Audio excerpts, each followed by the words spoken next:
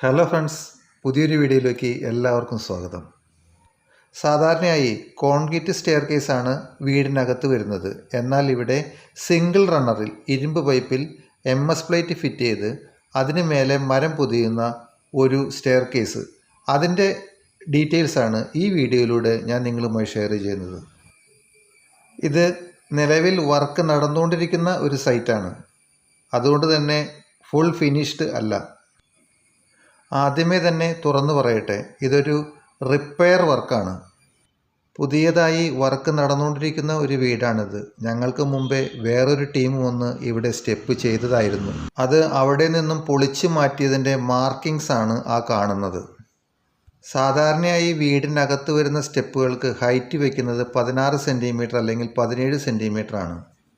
എന്നാൽ പൊളിച്ചു മാറ്റിയ സ്റ്റെയർ കേസ് അതിൻ്റെ താഴത്തെ സ്റ്റെപ്പുകൾ തമ്മിലുള്ള ഹൈറ്റ് 19 സെൻറ്റിമീറ്ററും മേലോട്ട് പോകുന്തോറും 12 സെൻറ്റിമീറ്ററുമായി കുറഞ്ഞുകൊണ്ടിരുന്നു.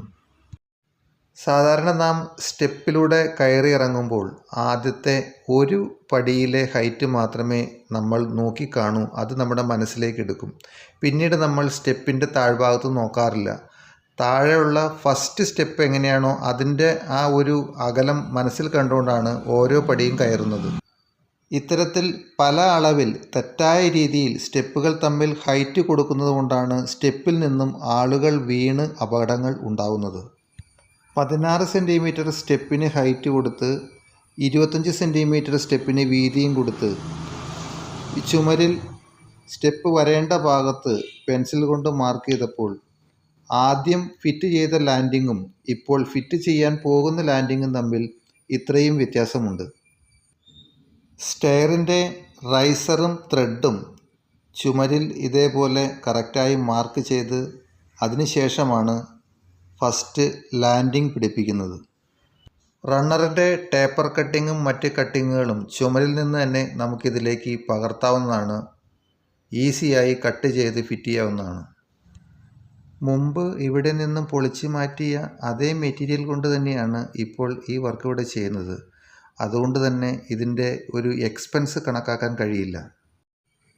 റണ്ണറിൽ വരുന്ന സപ്പോർട്ട് പീസിൻ്റെ ഹൈറ്റും അതിൻ്റെ ടേപ്പർ കട്ടിങ്ങും ചുമരിൽ നിന്ന് തന്നെ നമുക്ക് മാർക്ക് ചെയ്തെടുക്കാവുന്നതാണ്.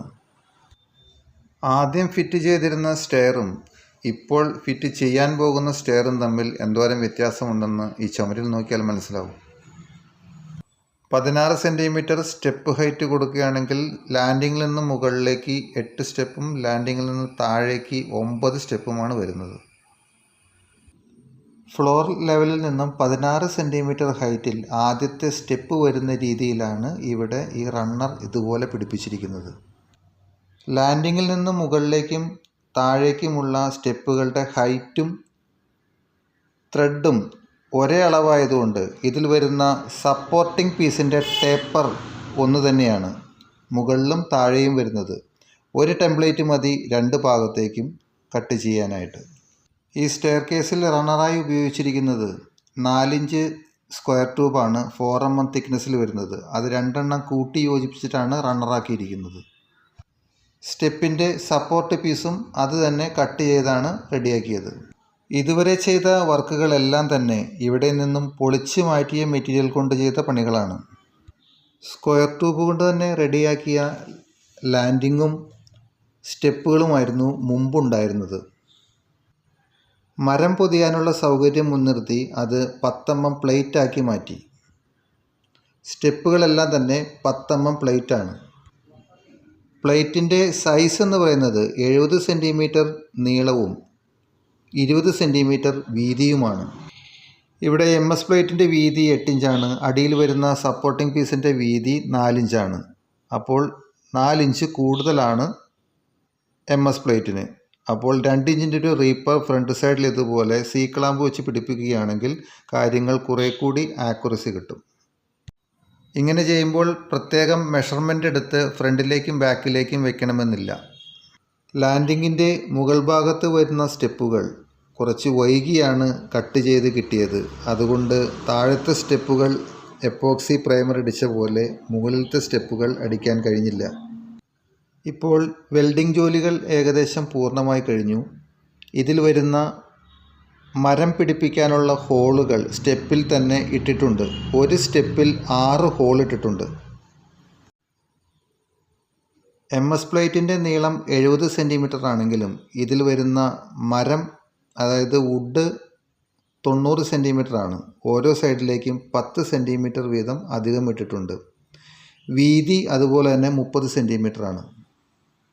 5 സെൻറ്റിമീറ്റർ കനം, 30 സെൻറ്റിമീറ്റർ വീതി, 90 സെൻറ്റിമീറ്റർ നീളം, അതാണ് സ്റ്റെപ്പിൻ്റെ സൈസ്.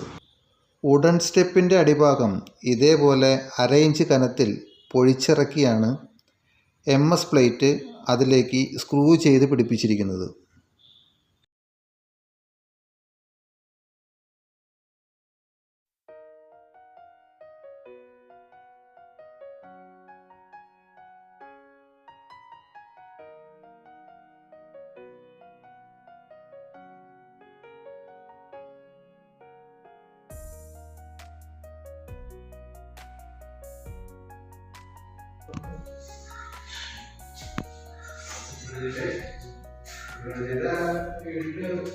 വീണ്ടും